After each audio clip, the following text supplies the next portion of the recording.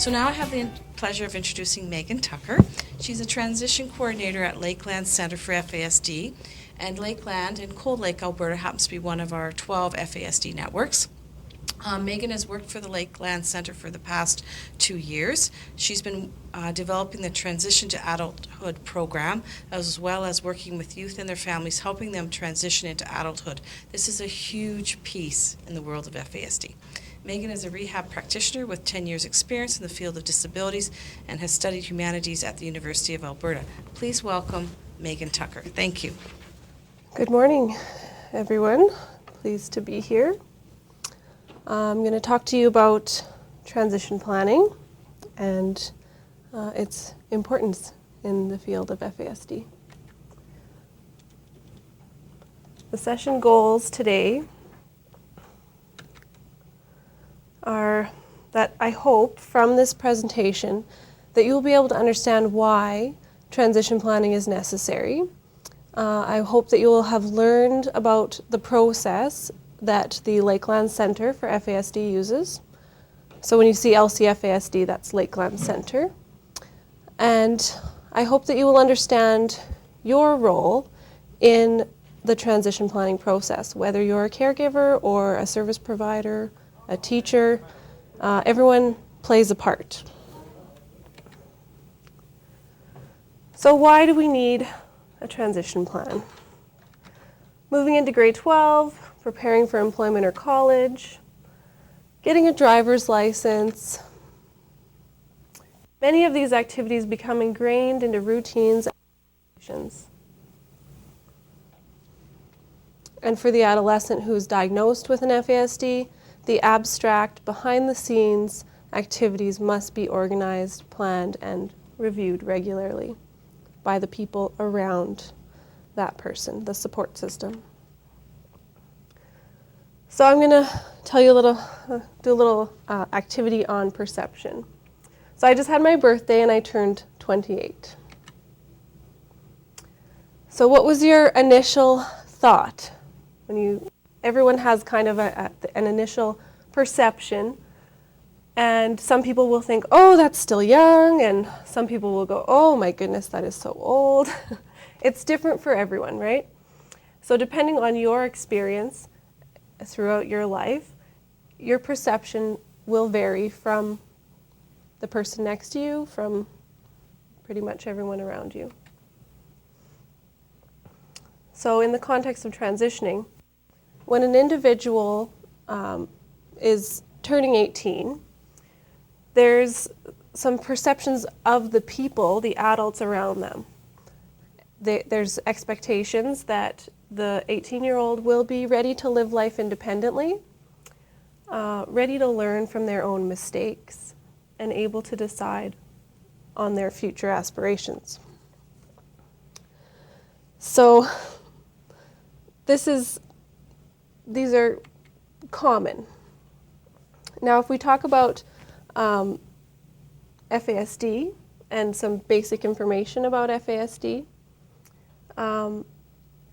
common brain effects are usually difficulty with memory, difficulty with abstract thought, which includes predicting consequences and understanding the whole concept of the future, that abstract idea. So if you think about those expectations that I talked about in the last slide, you'll see that because of the common brain effects people with FASD have, those expectations are quite unreasonable. If you have difficulty with understanding the future, how are you going to be able to go out on your own and make a plan? So these are kind of difficult areas for the FASD brain, but all of us usually have that idea that that's how the world is when you're 18. FASD is often an invisible disability, so a youth with FASD will look just like the other people in their classroom, their friends, their peers.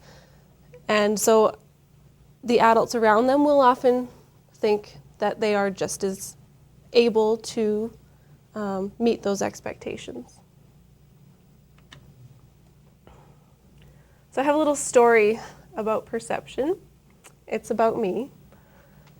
When I first learned to bake bread, my Nana was with me, guiding me through the process. She showed me how to knead and then had me try. She showed me how, and the bread came out beautifully. And I thought that I had done such a wonderful job. My perception of the whole event was that it was kind of me. So I that I knew how to make bread. And so about a week later, I tried it at home by myself. I thought that I remembered how, but the bread only rose about an inch. I thought that I knew how to make bread, but as it turned out, I couldn't actually do it alone.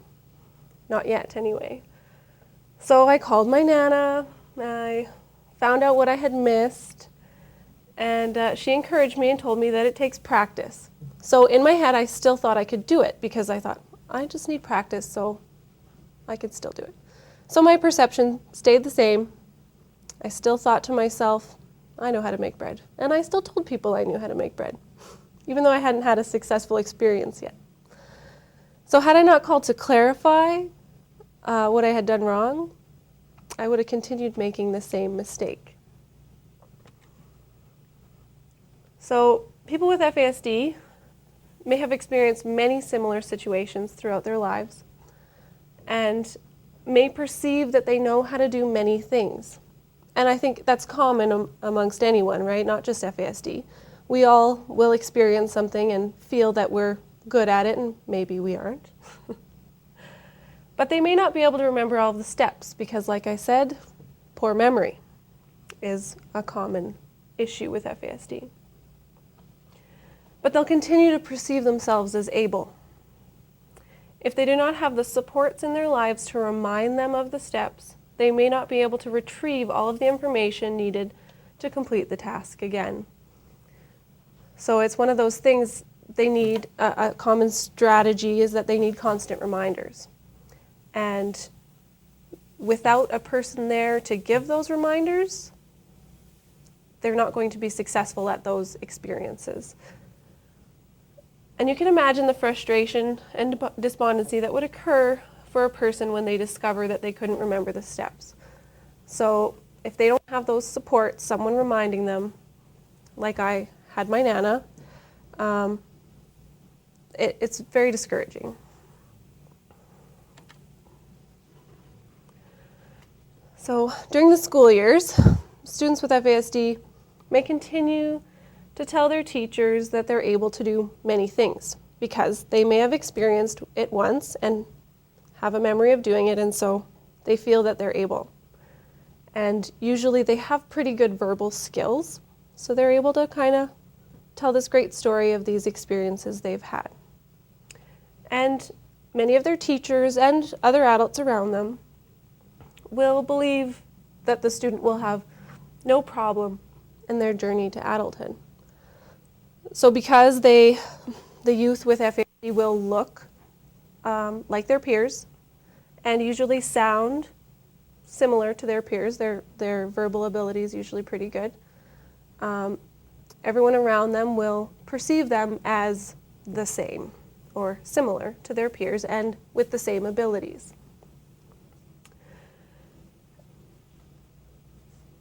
And there will be difficulties, many of them too overwhelming for the individual with FASD to navigate through independently. Because of many of the brain differences, when things become multi-stepped, they will become overwhelmed. The individual with FASD will become overwhelmed by the number of things that they have to do in order to get to where they're going. So, the need for an external brain. When you consider the multiple and varying effects FASD has on the brain, it's understandable why a person with FASD would need help in many areas of their life. So there's there's many other effects. The brain can be affected in every area or any area, depending on, the amount of alcohol and the time it was consumed and many factors. So there's many areas of the brain that may not have all of the capabilities that we are assuming that they should have. And when it comes to planning for the future, this is even more important because the future is an abstract concept and it can be an enigma to someone with an FASD. So the whole idea of the future is abstract, and usually that abstract part of the brain, it's just not developed enough for them to be able to understand what the future looks like, to be able to see that there is consequences to actions and what those might be. So I'm hoping that was a good explanation.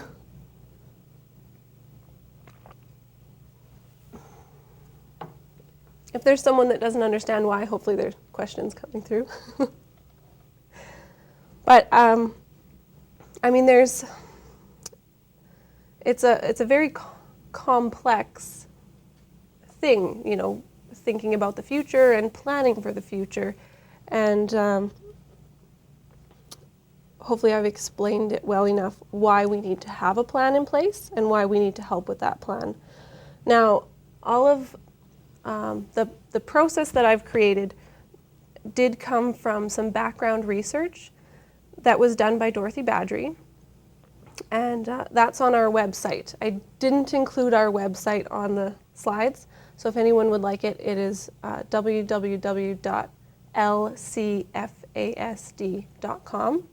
So it's the acronym for Lakeland Centre for FASD, and I'll say it again at the end. But Dorothy Badgery's research is available, her research paper is available on our website. So if anyone wanted the background information as to how this all began, that's also available. So now we'll go into the process.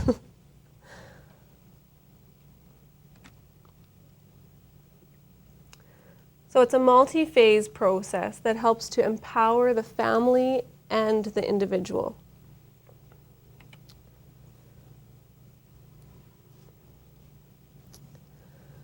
It does take time and ideally should be started at around age 15. It can be done later. It's just, to do it properly, you want to start early. There's many steps involved, but I have worked with people that are 17 and 18 and still created a plan.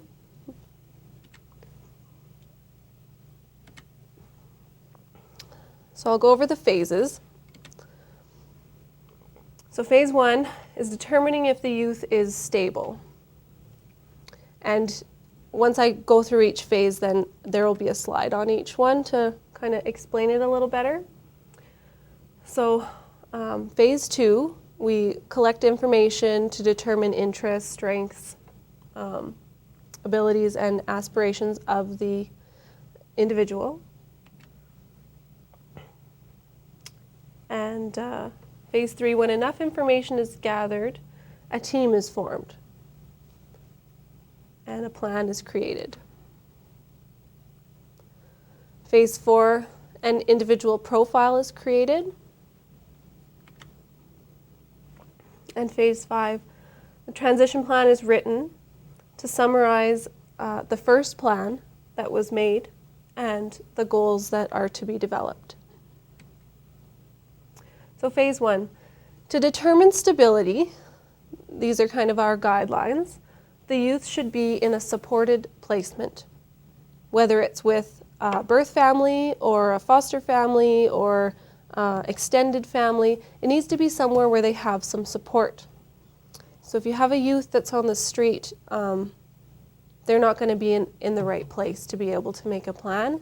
Things need to be stable before they can begin that process, because life is overwhelming and everybody needs to be in a good place to make a good plan, especially if your brain has some effects due to prenatal exposure to alcohol, for sure you need to make sure that everything is calm in order to work on something that's important. Otherwise, they won't be able to focus.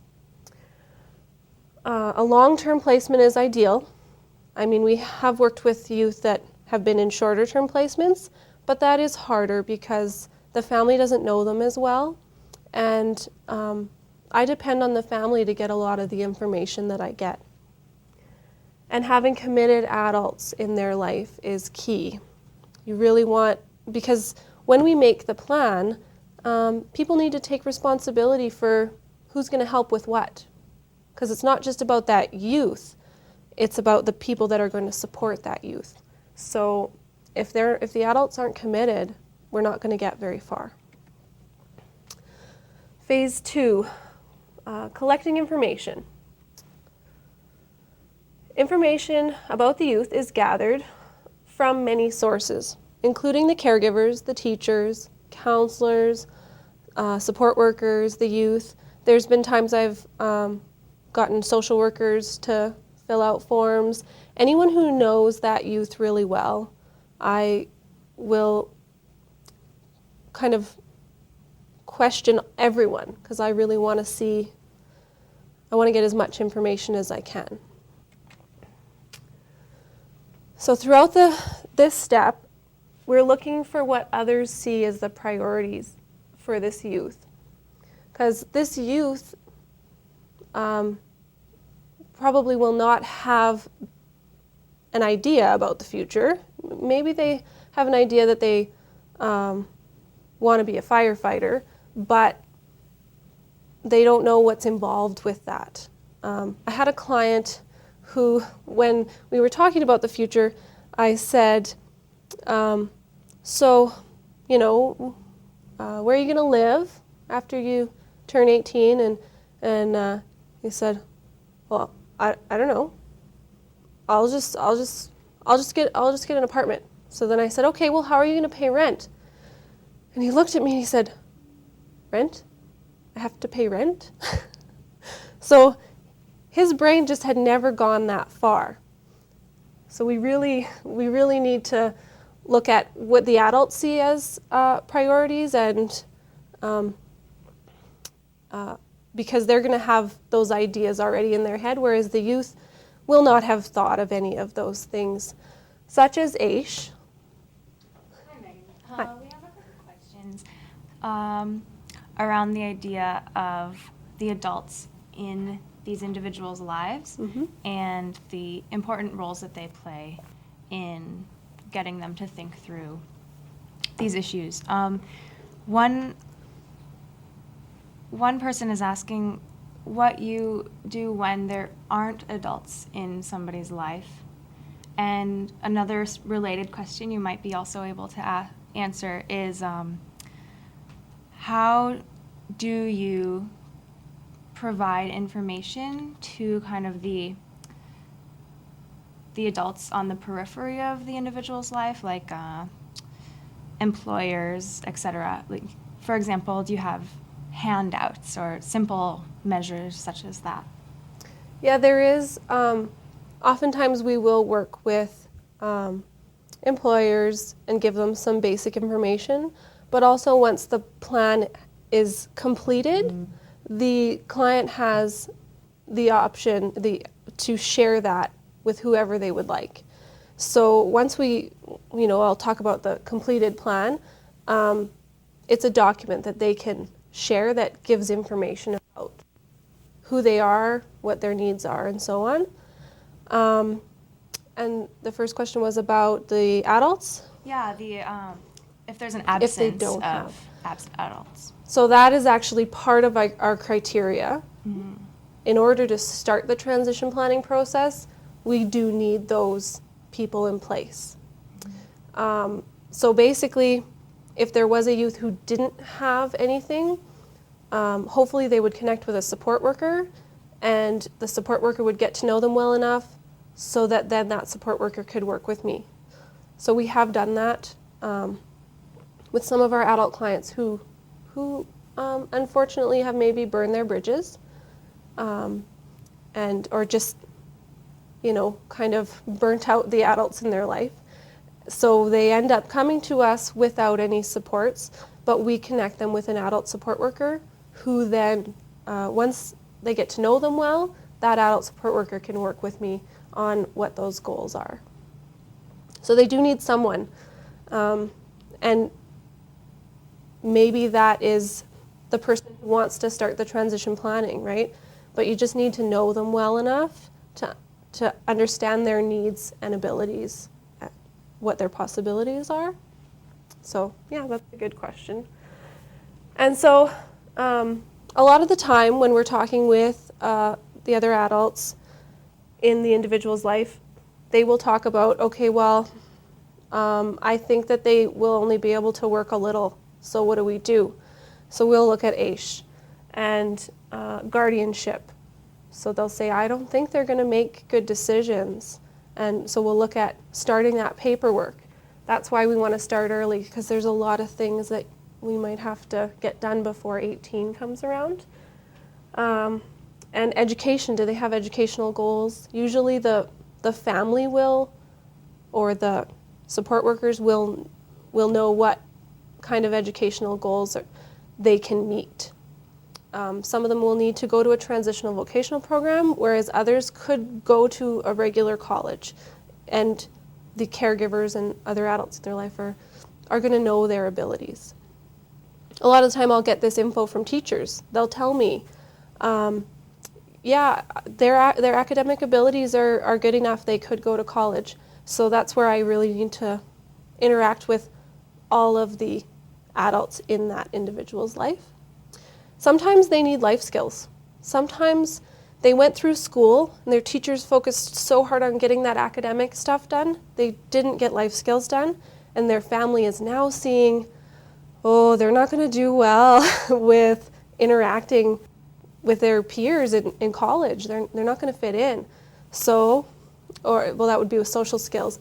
And maybe they're not going to be able to cook or do those kinds of things on their own. So we want to start that, integrating that into their educational plan when they're 15, so they can get some of that done so that they will be able to maybe live on their own, maybe live with a roommate. It's different for everyone. And we also want to talk about their employment goals. So I get this kind of the idea of what's a priority from the caregivers usually. So every youth is different, and the sooner the priorities are determined, the sooner they can be implemented into their educational program. This is also where aptitude can be determined on some of those past experiences. So like I talked about my ability to make bread, it has improved, but this is where we're going to actually find out. So they've said they can do this. Can they really?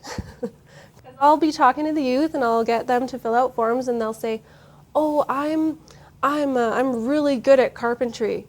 So then I'll be able to ask the caregivers, so how good are they at carpentry? And the caregiver will say to me, well, they helped me a couple of times, but they can't be left alone with the saw.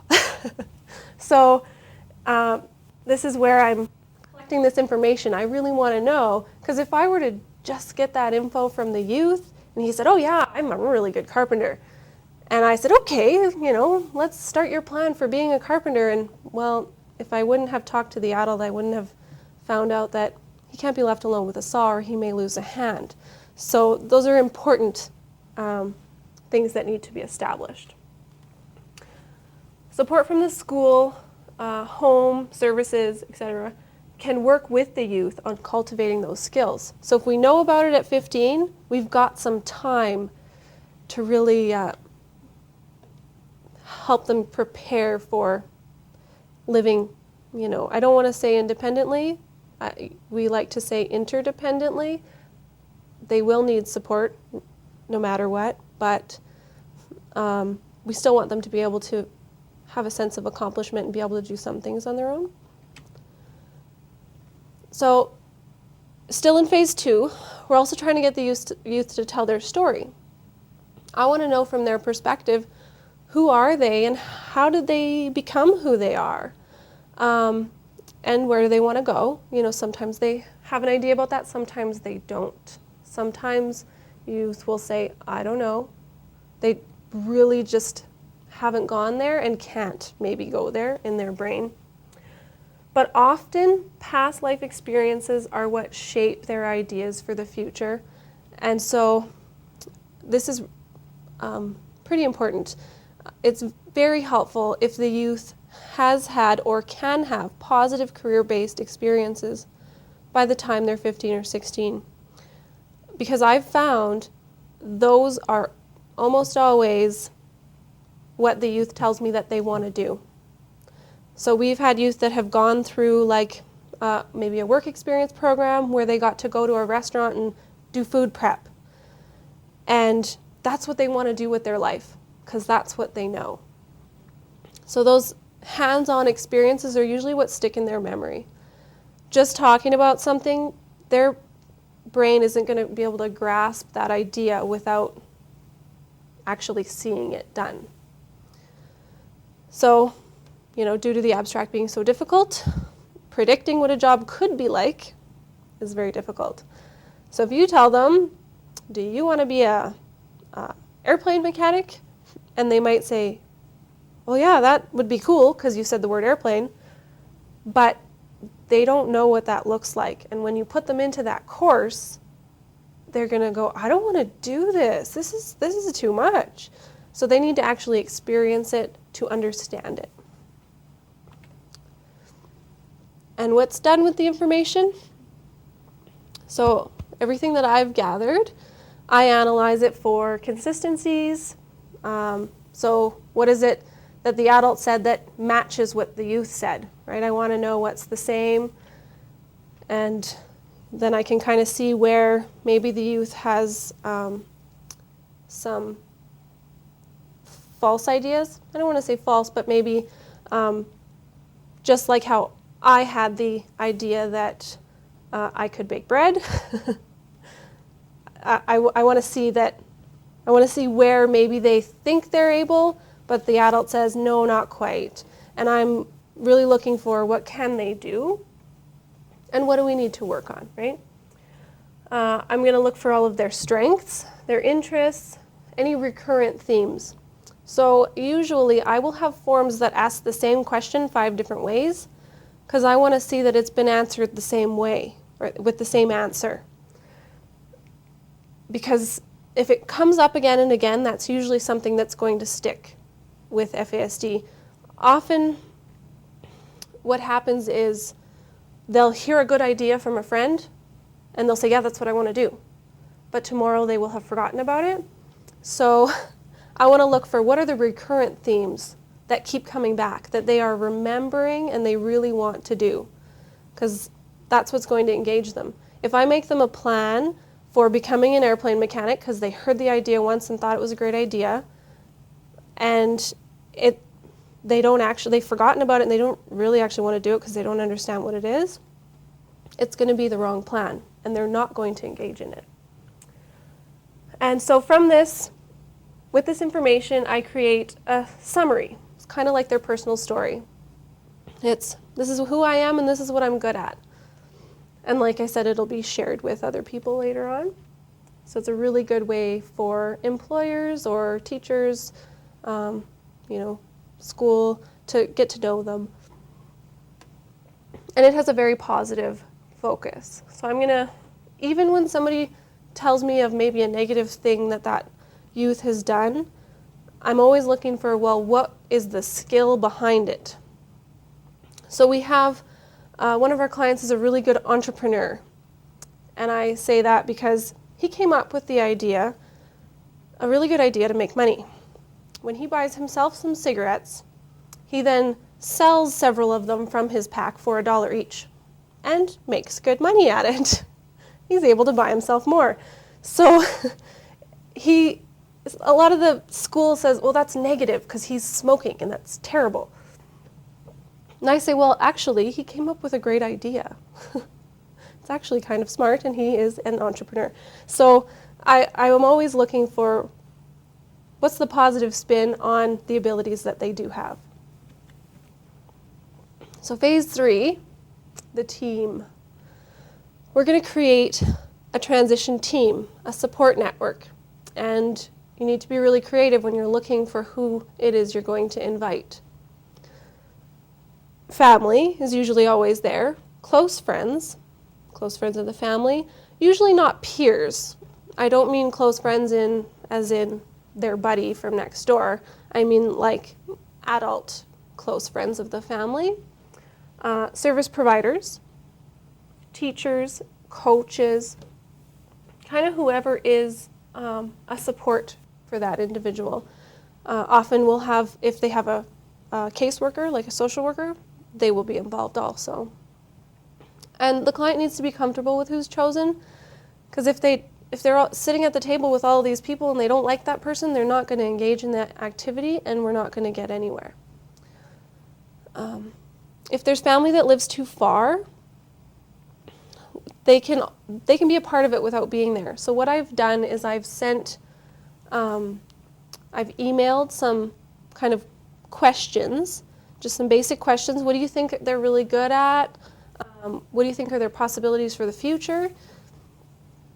And I've actually gotten like siblings, older siblings who are adult siblings of the individual to email back, and it's amazing the feedback that you'll get. And what I did with one of these cases is I actually read them to the client, and it was funny because the siblings usually when they're with that client would always kind of bicker and fight or whatever. But when the feedback came back, it was so positive and so nice. They said, he's a caring, loving, wonderful, helpful person. And they said all these great things, and that client was so happy and so amazed that his siblings actually thought that. It was really uplifting and helpful for that individual to see that they had good qualities.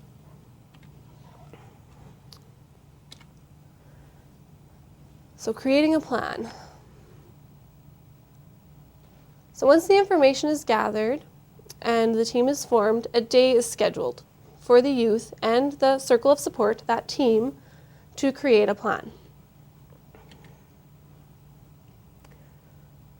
So myself, the transition coordinator, I facilitate the process, and it is the path. I have adapted the PATH process, the Planning Alternative Tomorrows with Hope. So we can do that in multiple ways. A poster, usually the poster is great because it's a big visual graphic for the individual to see every day. So they'll see their plan on this poster. But we can do it in whatever way they prefer. If they want it in a scrapbook where they've put pictures of themselves and whatever their strength is, we're going to utilize that. And often we'll kind of make them a portfolio at the end, and we'll take all of that planning and put it into a binder for them.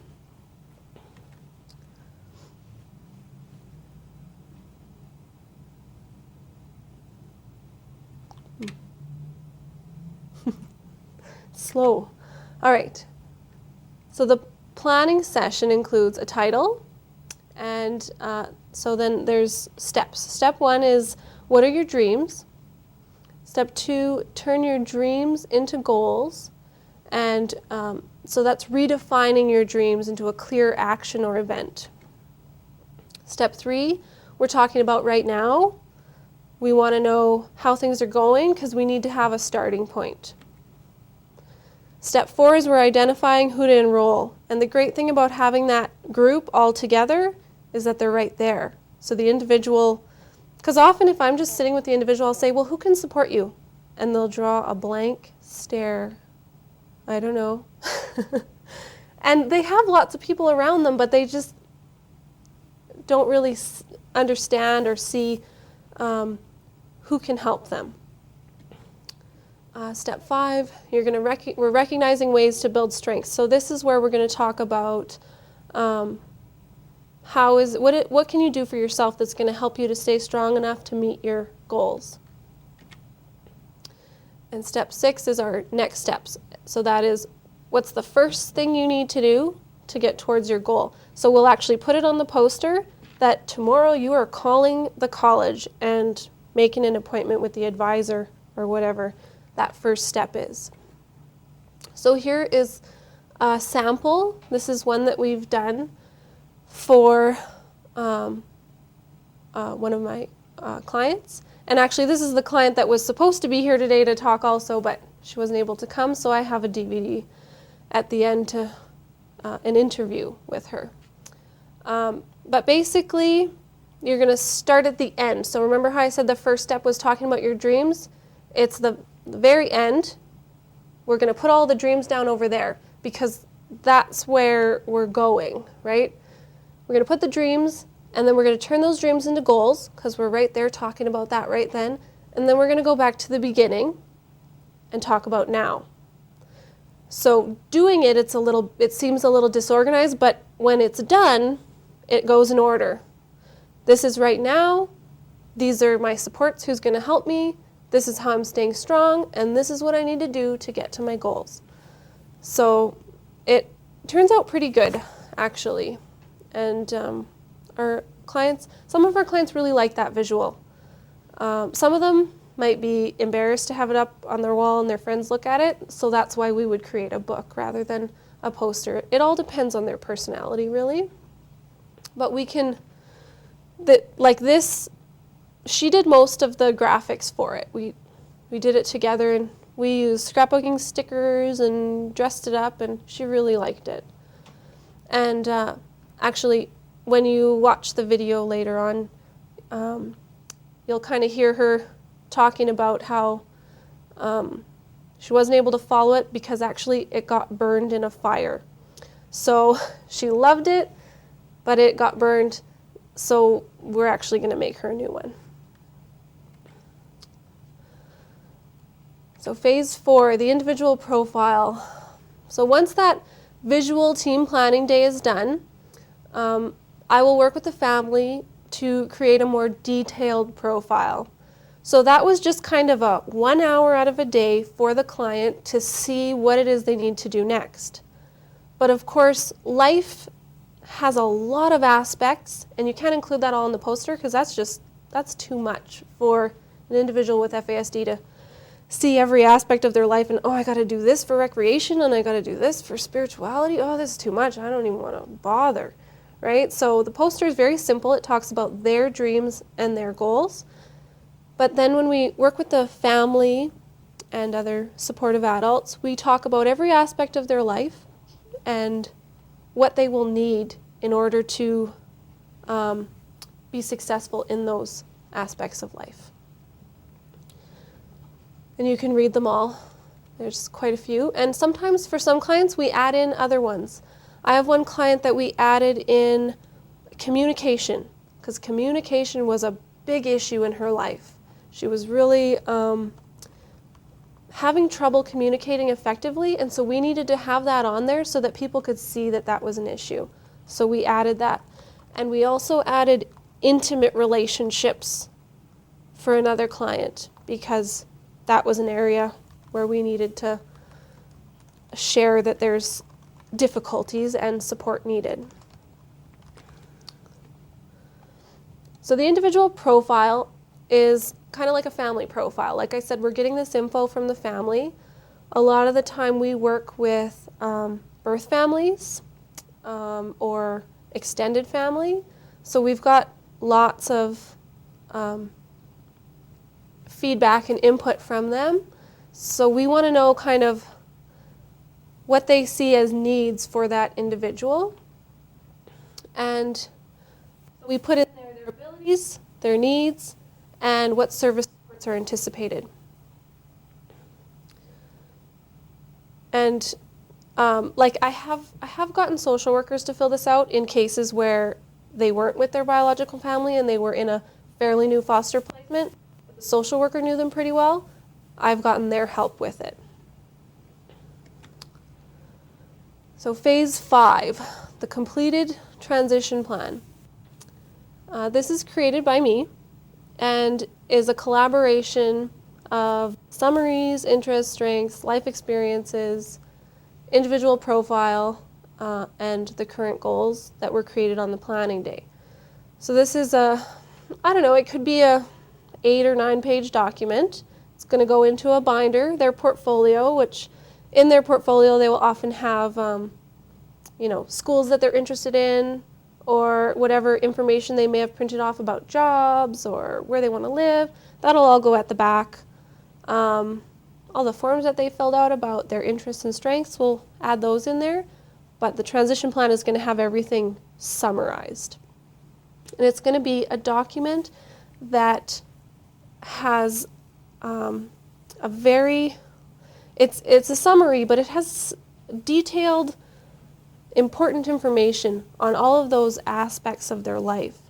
So when we'll talk about health and wellness, sometimes we'll talk about, well, they have this mental health concern that's a really big issue. They have high anxiety and can't handle new situations.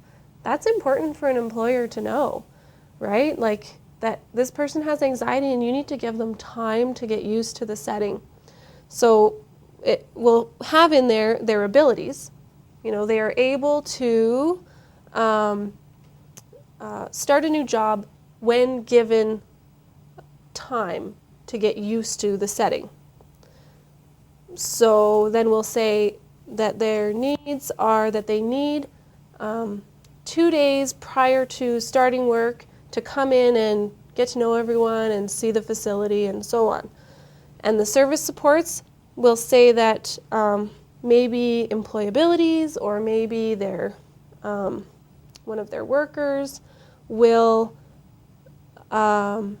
need to go in with them every day for the first week for 15 minutes to get them settled, or they need an hour of kind of one-on-one for the first 2 weeks. We'll put in those very specific instructions on how are they going to be successful in that area of life.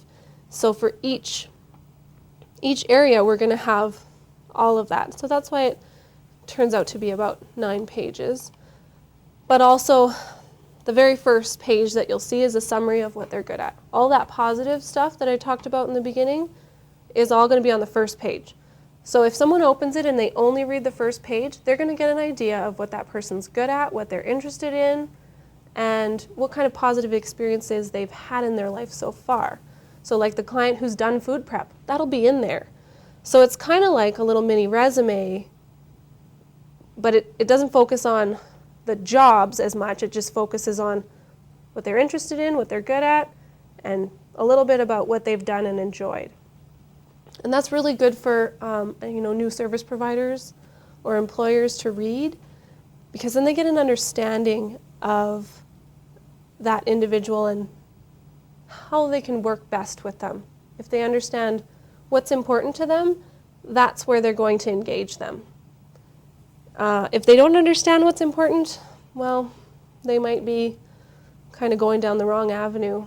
And if they're trying to have them learn by consequences, for sure they're going down the wrong avenue, right? So in that plan, it gives a really detailed, how do you get to know this person and work with them well?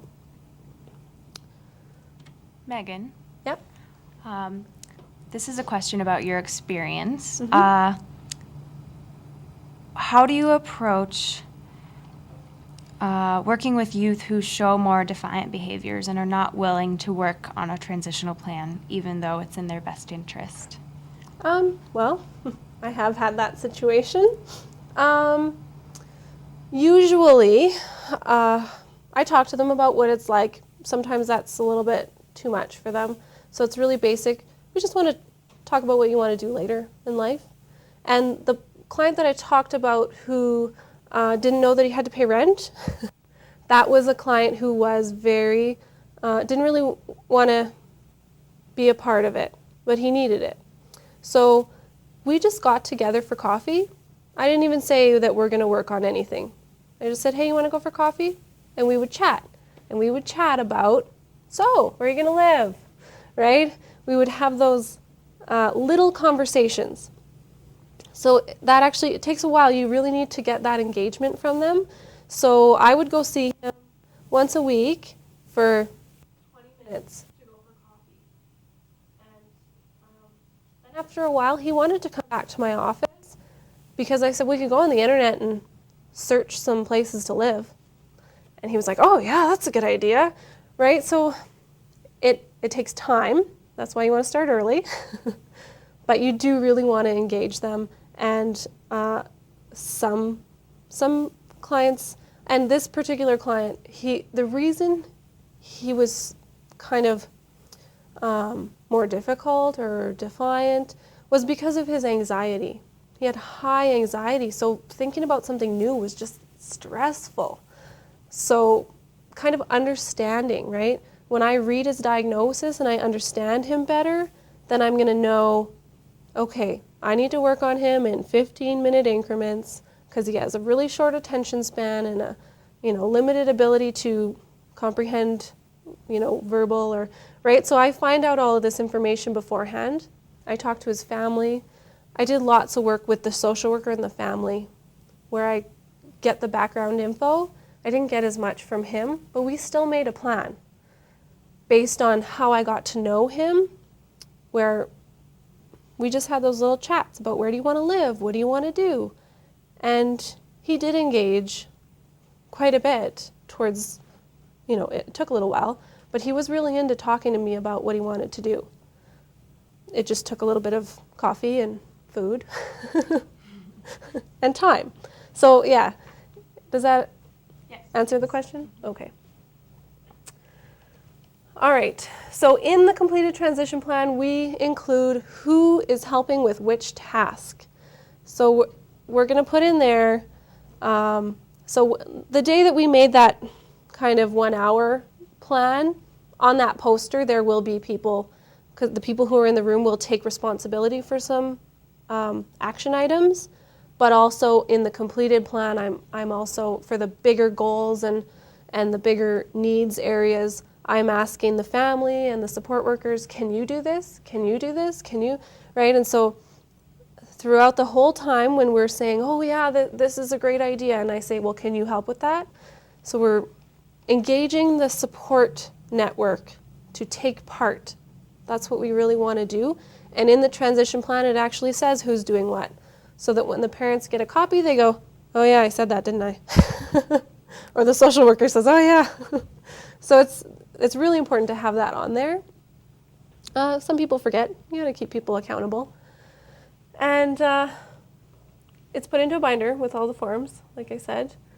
You can include important documents in the binder. So like if you need, for their AISH paperwork, you need a copy of their birth certificate and whatever ID, you can have those all in the binder so that it's all in one place and it's just like ready for them to apply for AISH and apply for whatever service. It's kind of all compiled together. And whatever kind of info they collected, like that client who looked into apartments, we're going to print that off and put it in their binder so that they can see that they've done that. It's part of their accomplishments. All right, so hopefully I've explained it enough. Oh, I did put our website. Look at that. I forgot. So yeah, the research that we've done, that Dorothy Badgery did with us, is on our website, and that's kind of our background for where it all began. And maybe we should show the video? Before we do, can we ask a few more questions? Sure. Great. Yep. Let's see. One audience member is wondering what happens after the transition plan. Like, will you see that client again? Do you ever get repeat clients? Yeah, that's a good question. For sure, we do put a review date, usually 6 months after it's been completed, but they can contact me at any time. If they started college and it didn't work out well and they want to make a new plan, we will all get back together and we'll talk about, okay, what's the next? A lot of the time we'll kind of have a plan B in there, but we can get back together and alter it for sure. It's a working document, and but yeah, I try to see them in 6 months to see how they're doing. And as far as repeat, yes, I have had clients who've gone through their plan A, B, and C and then need a new plan. So we start again. But the good news is most of it's already done. So we're just talking about, okay, what are some new possibilities? We're asking the team members, got any more ideas? Ask the individual, so what's your new ideas? Because maybe they've been introduced to some new things and they really do want to try something new. So we can add that in there. So definitely it's a continual. What kind of feedback have you gotten in relation to how the plan affects the success of the client? Well, I've gotten feedback from some families, from foster families. Yeah, mostly from the foster families that I've worked with. And they were very happy with it. They said that, even though he didn't follow through with all of the things, he still ended up in a better place because everyone got together and showed that they were supporting him and cared about him. So it's, maybe they won't follow through with some of the things. Maybe the support person didn't quite fulfill their job and something didn't get done, but that's okay because they still now have this realization that there are people supporting them, which they always had, but they didn't realize it. But when everyone gets together to create this plan, they suddenly see, oh, I've got lots of places to turn. And while I'm meeting with them, I do talk to them about that a lot, that support is really important. And I'll tell them about, my experience with making bread and how I needed support. I was an adult and if you go by what an adult should be, well, I should have been able to figure it out myself and learn independently. But no, everybody needs support in lots of areas to learn new things. So I will often share that with them. Support is important, and make sure, you see who your supports are, and we write it down for them, and we put on the back of their transition plan contact information for those supports. So if they've lost them, they can find them again. Throughout the planning process, do you find that the supports have higher expectations of the individual than what is realistic? And do you find that you have to provide more supports to the family to help them understand? Yeah, that is the case sometimes. Yeah, definitely. Some, especially birth families, I think, will, they're still grieving the loss of the child that they thought they were going to have. And they still, even when that child is 17, 18, 19, they still think that they should be living independently. They'll still have this idea like, oh, you're 18 now, go on, and right? So they do forget, and we have had to remind them, and it takes some time, like you do have to be sensitive, right? It is there's that whole idea in their head that, well, my other kid is able to do that, and why can't she? So we talk to them about the disability, we re-educate them, even though they've been educated, we talk about it again. In some cases, we have actually done a functional assessment where we've been able to say this individual is functioning at the level of a 8-year-old. So we've actually had to lay it out there for service providers or group home staff or whatever it is to see, what, independence is not possible. So yeah, we have had to do that, but in the end, usually everyone is able to see they need support. So that's probably one of my big roles, is letting everyone know they need support and they need you forever. They need guidance. So definitely. Does that answer that question? Yep. Okay. A couple more? Sure. Okay. We talked about interdependent living, right?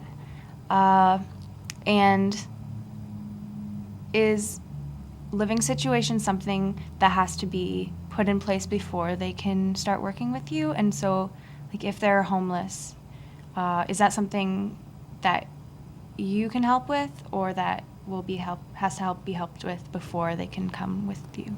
Well, when it comes to our agency, I think we're pretty unique, but we have FASD coordinators who work with the families and the youth, children, youth. We also have adult support workers, and that is their kind of area where they help them to stabilize. So I wouldn't necessarily do that, but one of my colleagues would help them to stabilize. Once they're stable and in their placement and things are calm, that's when I would come in. So you don't want to do any planning until they're in a stable placement, and hopefully they have, like if it's not in our area, hopefully they do have a support worker who can help them with that. Are there any support workers or organizations that you know of that work with individuals who are in prison? Oh, that's a good question. I mean, we do continue to work with our clients regardless. Usually while they're in prison, they're kind of stuck there. But we can continue to work with the family, create a plan. So I'm not sure of other organizations, but we try to maintain as much contact as we can. We've had clients phone us from prison to talk about, well, where am I going when I get out? And I mean, that's great. And we try to set that up for them. One last question for now. Is there a network of organizations that use this process? So this process has been created by me. So based on the background research that we did over the last 2.5 years, I've been creating it and implementing it. So no, this is entirely from my education and the background research that this has been put together. So do you know of any other similar organizations in other provinces, or? There is some. I know at the FASD conference I did see that Saskatchewan is starting up a transition program, but it's new. I know that Manitoba has some, but they're all pretty new, like starting out, and so yeah, it is a new thing, and that's why we did the research to create it, because we saw the gap that needed to be filled and no one was doing it, so that's why we created it. So I would say not a lot. And if they are, they're pretty new. The life planning process? Yeah. Yeah. I like drawing and coloring and stuff, so yeah. Okay. What was your favorite part? The coloring part? Yeah. Okay, and do you think that it helped you? This whole kind of making a plan for your life? Yeah, but I didn't really follow it. Oh, okay. So did you, because you lost it in the fire, Yeah. right? So it was hard to remember? Mm-hmm. Do you think having another poster? Oh yeah, I want to make another one. Yeah? Okay. Oh yeah, for sure. We could do that. Cool. So you think having that big poster was a good way to Oh remember? yeah. Oh yeah. I like it. Okay, when I had it up on the wall in my fourplex, people would come in and look at it and try to figure out what it meant. And they seen that I had all these goals lined up. And then I see my goals regularly every day, so that it reminded me, okay, well, I'm not going this way, I'm going to go this way and follow it. That's awesome. That's awesome. So, do you think there's anything we could have done differently? Anything more we could have done? Instead of doing it one-on-one, maybe have us all do it together. Oh, okay. Like as a group setting. And then for some people who have troubles seeing their supports and what's going on, then they'll be able, like, for them all own self, because everybody's hard on themselves, Yeah. right? Harder on themselves than they are on other people. So working with you helps me, but I'm thinking if we all work together to point out each other's specific pinpoints, then it would help. I think that's a good idea. Cool. So you think that other people's goals and ideas will motivate their Yeah. group, their partners? Everybody else with the group. Yeah. Okay. That's a good idea. And so you said you had it up in your house. What kind of things did other people say about it? It was colorful. Yeah. They also said that, well, they figured that I wouldn't get into college, but they figured that I would be able to do the volunteer work and be a babysitter. And the singing I did all the time anyways, so it was like not that big of a deal. I still haven't joined the choir though. And is that something that you want to do? Not really at this time. Okay. No, no more. Well- I like singing and all, but not that much. Yeah. And you did have a lot of goals, so it's fine to just do a couple of them Mm-hmm. and leave some kind of at the back and see if they're important to you later on in life, right? That'd So, be easy to do. yeah, I think that's okay if you have a couple things that. I'm surprised I didn't write on here for get a job. Well, lots of those were a part of it, right? Yeah, like the volunteer and the babysitting. Mm-hmm. Yeah. So those are your kind of steps on your way to. Yeah, Getting and then a the job. public speaking program. Yeah, because we had talked about starting out with volunteering, and that Mhm. could lead to To a job. employment. Yeah. Because I was talking about for to be a TA, teacher aide. Mm-hmm. I still want to be a TA, but yeah, not right now. Yeah. Well, what goals do you think are important right now? I still babysit. Yeah. Yeah. Still want to go to college so that I can become a TA.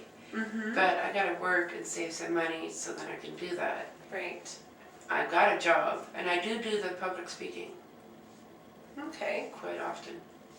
So we didn't really have saving money on there, No, but that could be something that we could add as one of your steps to get Yeah. into save money. college. Yeah. That's a good idea. Do you think having another format might help you, like a binder, or did you like the poster? I like the poster because it's like all right there with the binder. It's more like a book. Like, look at that. It's closed and on the bookshelf Yeah. unless you choose to pick it up. Exactly. Whereas where's the poster, you put it on the wall and it don't move unless you move it. You can see it all at once. So I like this idea. Okay. All right. So you want to make kind of exactly the same one? I don't know about start exactly. over and modify a little bit. Yeah, I'd probably modify it. Okay. But I like this. I like the yellow brick road. Yeah, I think it's a really good name. I think so. I'm gonna keep that name. Becky's Yellow Brick Road. Yeah.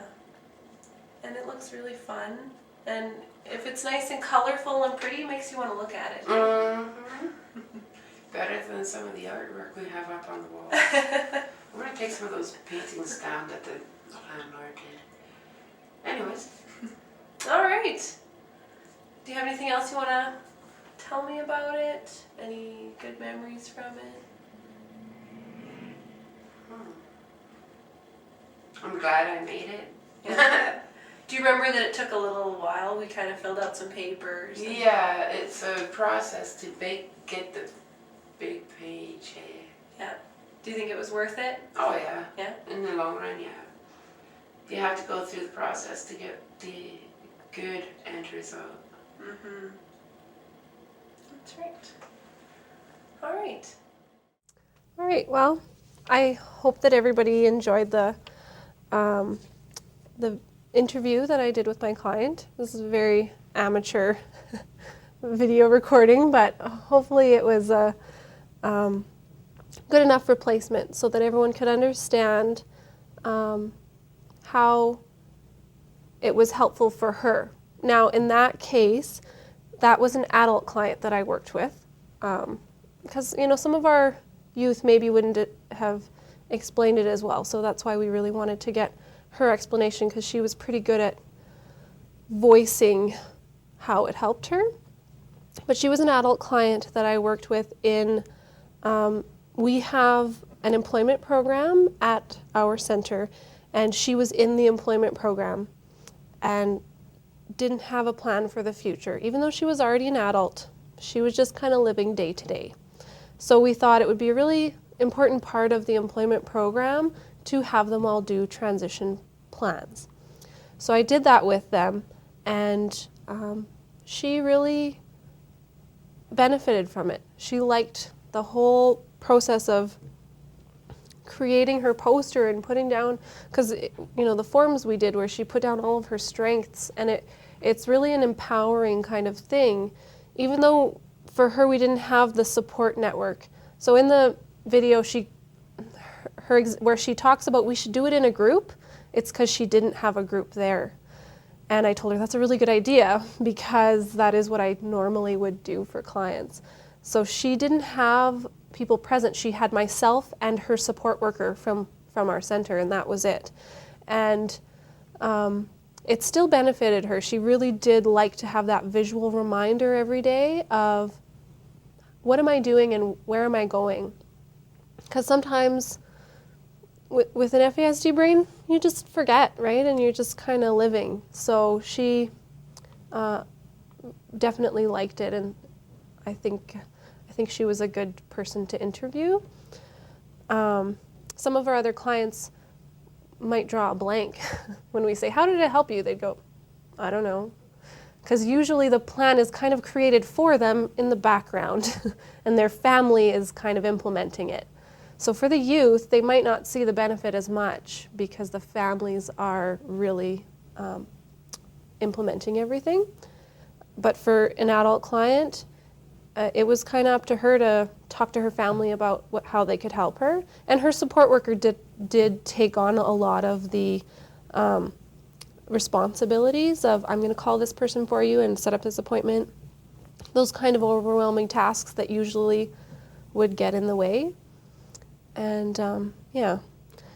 So hopefully what I've done is explained the why so well that all of you can now go out and advocate for transition planning for your clients or children or whoever it is, whatever role you may be in. I'm hoping that everyone can say, you know what, we really need to do this.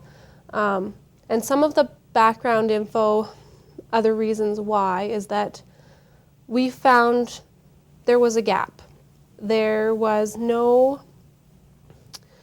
When there was no plan in place, as soon as that youth turned 18, usually they left home and tried to succeed at a couple of things and failed and ended up on the streets and into drugs and into all kinds of problems. So we were finding that our clients were coming back to us at, say, 23, 24, with their lives fallen apart, going, help me, I don't know what to do. And it took them a lot of hard experiences to figure that out, that they needed help. So we saw that if we helped them younger realize that life's hard and you will need support, if we help them realize that, they would continue to maintain contact with their supports, continue to search it out, and continue to kind of go through their goals that their supports had for them. And also, as part of the process, we needed them to engage so that they would want to do it. So that's why we kind of created this whole process, is so that they wouldn't fall through the gaps and end up in bad places that, nobody should really be. So I'm going to, I think, tell you a little bit about our center, because I think some people watching maybe don't understand entirely. We are in kind of, well, the Lakeland area, northeastern Alberta. We serve Cold Lake, Bonnyville, St. Paul, Lac La Biche, and all of the small communities, reserves, and Métis settlements in that area. And we have children's support workers who are the FASD coordinators who work with families and children after they're diagnosed. They help them to set up strategies and you know, make sure that everything's in place so that they can have the kind of best growing up experience possible. And then we have adult coordinators who work with adult clients who have been diagnosed and help them to set things up and make sure that they have everything in place to live successfully. They will train service providers on strategies and so on. And we also have an employment coordinator who works with employers to talk about the disability and help our clients get jobs that they can maintain. And with that, like, I think our services are kind of unique.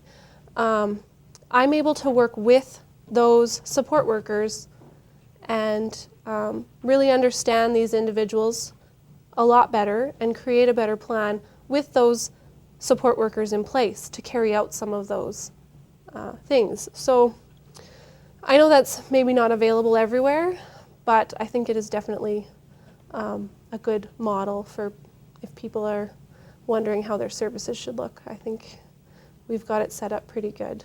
And my contact information is there if you have questions. And our website will tell you everything about our center. Was there any other questions? One question we have is what the youngest age group you as a transition coordinator could work with. So for example, if a child is apprehended by child services. Well, I have worked with kids that are 14. I wouldn't really go much younger than that because I actually did some focus groups as part of the research with our summer camp. And so I went to the group that was, I think, 13 to 15, I think was the age range, and did a little, asked them some questions about what they wanted to do when they were older. And, well, some of the 13-year-olds said, I want to be a giant flower that can walk through walls. So I thought, okay, well, definitely we are not at that place. So 13, I think, is too young. But 14, I actually have worked with youth, but in a little bit of a different way, where I basically got their strengths and interests and abilities and worked with their family and did the planning day, but the planning day was more to talk about what their possibilities could be. So instead of saying, okay, you want to be a firefighter, this is what you need to do, we would say, well, this is what you're really good at, and this is what your family sees as your areas of strength, and these are your interests. So here's some things you could do. And we just put them on there. We said, you don't have to do them, but you can start to think about it. So it's a different kind of process, and it's just where I do a little bit of information gathering, create their little profile, and then do that planning session, the path process. And that's kind of it. We leave it at that so that they've had this kind of uplifting day where their family showed them that they cared about them, that they saw their strengths and abilities and had hopes for their future. And it just kind of plants that seed that, oh, like, I could do things, right? Because we were finding that some 14-year-olds were at that stage where, hormones are kicking in and they really just were starting on a bad path. They were starting to get in with the wrong crowd, maybe experiment with some bad things. And so that was where we stepped in and said, okay, well, let's talk to them about their possibilities and so that they can see that there's positive avenues for them. And so that was, we've only done that a couple of times, but yes, I will work with 14-year-olds to do a pre-transition plan. Are you the only transition coordinator there? Or you are? Yes. Okay. Yeah, And so I was hired in 2009 to create the program. And so I have created it and have implemented it with several clients so that we have seen the successes, and so now we can say, okay, this is working. And it has definitely, it is different from when I first started it, right? It has kind of changed a little, and we've really like tweaked it and perfected it, so now it's at the point where we can say, yes, this is the process. In the beginning, the process was different each time. Is there a wait list for the program? Well, basically, the hardest part is finding the clients that are stable enough to go through it. But yes, we do have lots of clients in that age range. So I'm working with the ones that are the most stable and have the most supports. And then as we get those ones done, then I'll work with maybe the ones that are just stable and, you know, a new placement or whatever. So yeah, we're still working through. We have, I think last time I checked through all of our data, now this was a year ago, there was 97 that have been diagnosed by us that are in that age range. So definitely it's a huge, huge undertaking. Do you ever work with mothers who have FASD, and what kind of support can you provide for them? Well, we actually do have a PCAP Mothers to Be Mentorship program through our center, and so they will have a Mothers to Be Mentor work with them. I haven't personally worked with any of them, but I have talked to the Mothers to Be Mentors about transition planning for them. Usually they're still in a place where they're stabilizing, so that's why we haven't gotten there. But definitely we do have mothers that are diagnosed with FASD and probably would be one of our next client areas to work with. So. Great, thanks Megan. I think that's all of our questions for today. We've gotten a lot of really positive feedback about audience members who are really inspired by what you're saying and your plan, and who have really been able to identify with the issues you've been talking about. I'm glad. Thanks, Megan, so much. Great presentation. The whole area of youth in transition in all disabilities is a big issue, but particularly in FASD, we really are trying hard to focus on that area so that as adults they can have success. The cross-ministry group also really appreciates all the fine work of the Lakeland Centre. So again, thank you very much. Please note that evaluations will be emailed to you as participants within the next 2 business days. So please ensure that you have also signed in on the attendance sheet. Your feedback on this session is extremely important. We share the feedback with all the presenters as well. The next session is scheduled for January 25th at 9 to 11 with Dr. Jackie Pye and Dr. Carmen Rasmussen on the subject of cognitive interventions to improve language skills. Have a great Christmas. Thank you for your support. Enjoy your holidays. Thanks.